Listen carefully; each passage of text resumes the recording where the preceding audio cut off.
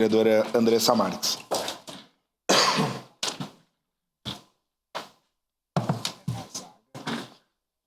O secretário... Eu vou começar assim. Vou pegar.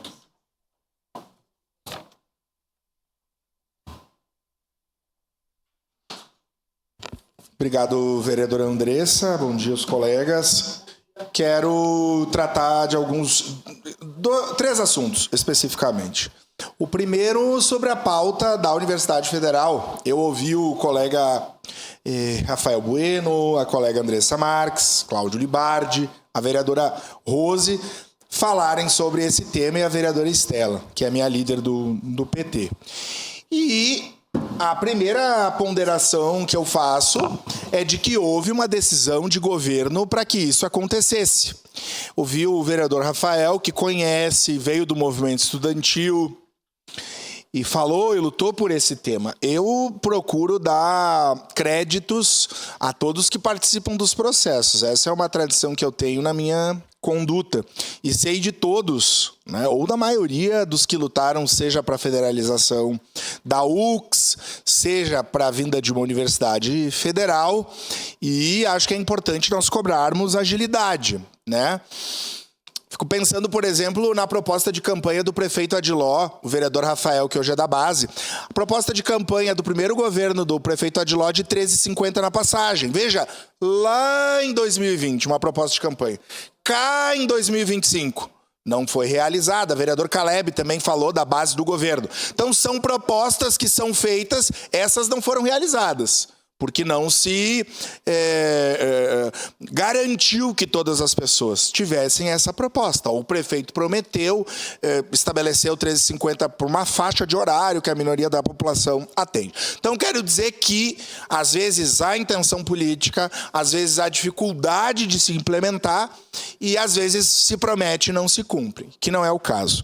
O governo federal teve aqui, a deputada federal Denise, hoje, é quem tem a relação mais direta com o governo federal, se comprometeu, falou, o Ministério da Educação teve audiências públicas nessa casa, e eu preciso acreditar que isso vai acontecer.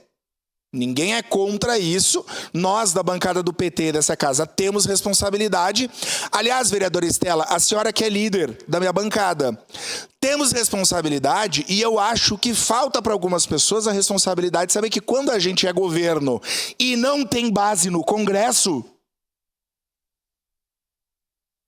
as dificuldades se apresentam, inclusive as do orçamento. O orçamento foi votado quando?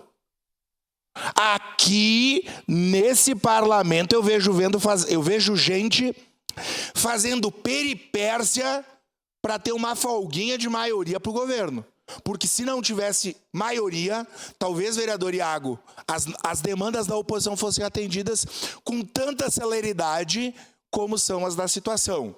E isso eu não estou falando para abrandar crítica, porque eu também tenho uma posição crítica, acho que em relação ao tema. Eu acho que a URGS já deveria estar aqui. Ninguém tem dúvida disso. Mas vamos fazer a nossa parte de parlamento do município. Vamos ao governo do estado falar com a reitoria. Vamos ao governo federal falar com o ministro da Educação, e nós podemos considerar ou não considerar a realidade do Congresso Nacional. Podemos.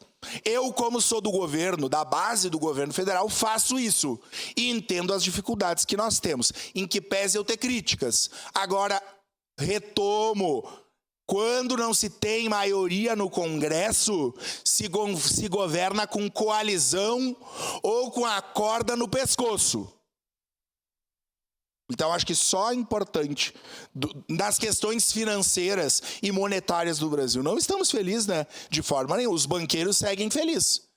Sem minoria no Congresso, com o lobby do capital especulativo, com a mão oculta do mercado, eu acho até que o governo federal faz muito daquilo que nós acreditamos e pensamos em relação ao Estado. Então, quero começar nessa questão. A segunda... Eu estou o chefe do Poder Legislativo aqui em Caxias e tenho me esmerado para cumprir esse papel com muita responsabilidade. Mas quero falar de uma declaração do presidente de uma instituição representativa da nossa cidade que me deixou um pouco perplexo. O presidente da SIC, quero tratar desse assunto. O presidente da SIC, Celestino Louro, já conversamos várias vezes, recebi a SIC aqui, se manifestou na Rádio Caxias recentemente, falando sobre temas da sociedade, sobre a economia. E um desses temas que a SIC insistentemente aborda é a diminuição do Estado. O presidente da SIC dizia que o Estado precisa ser reduzido, investimentos, na estrutura do Estado, e citou literalmente que em 2026, se referindo à eleição presidencial, os candidatos devem dar esse recado à sociedade de diminuir o Estado.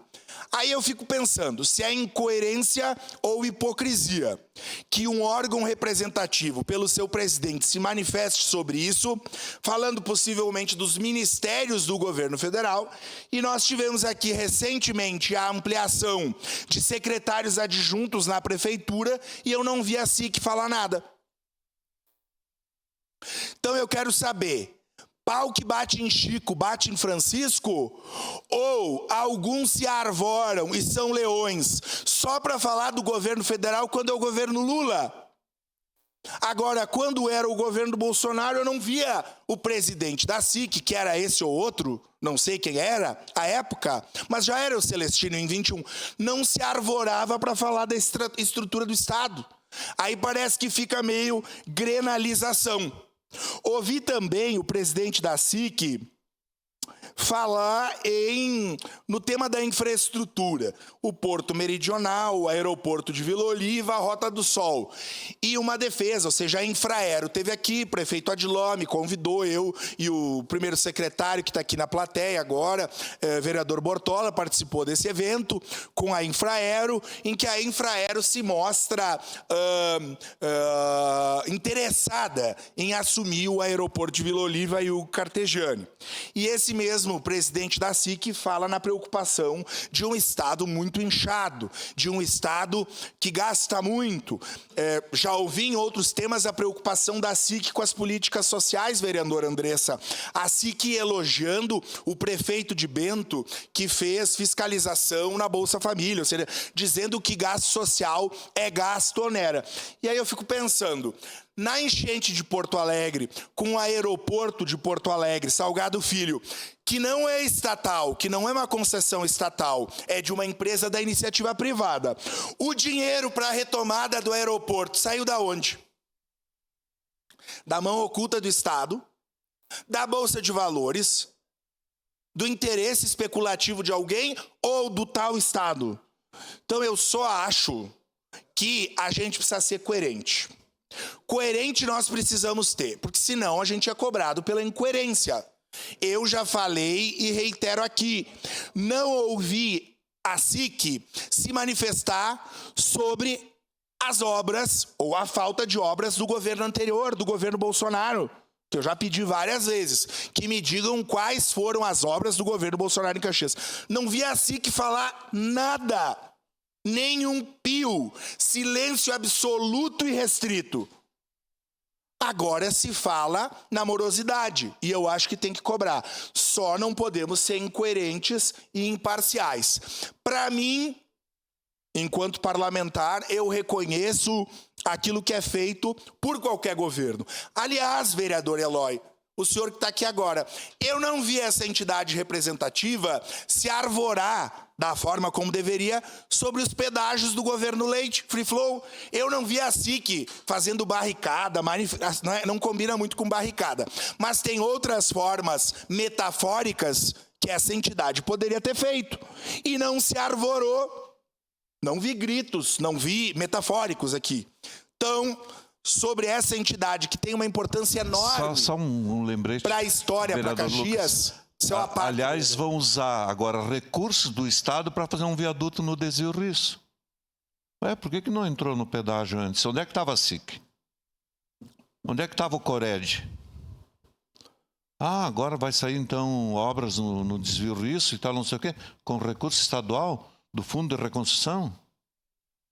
Por que não saiu antes? O senhor tem razão, desculpe. Obrigado, vereador Eloy. Tenho todas as diferenças ideológicas e políticas com o vereador Iago. Mas uma coisa que ele falou ontem eu concordo. Eu sou coerente e vejo o vereador Iago nessa... Olha, se eu discordo, eu falo. Ou seja, eu sou de esquerda, independente do espaço que eu esteja. Respeito as diferenças. Agora, não dá para ficar caladinho quando coisas acontecem dos governos que eu apoio. Declaração de lei da bancada do PP. Ocorrem, e quando um governo que eu sou oposição, a minha boca é do Royal. Sabe a gelatina? Acho que era a gelatina, que era o bocão, né? Então fica incoerente. Mas enfim, eu fico acreditando no bom senso de entidades representativas que têm uma função tão importante na história, no presente e no futuro do nosso município. Muito obrigado.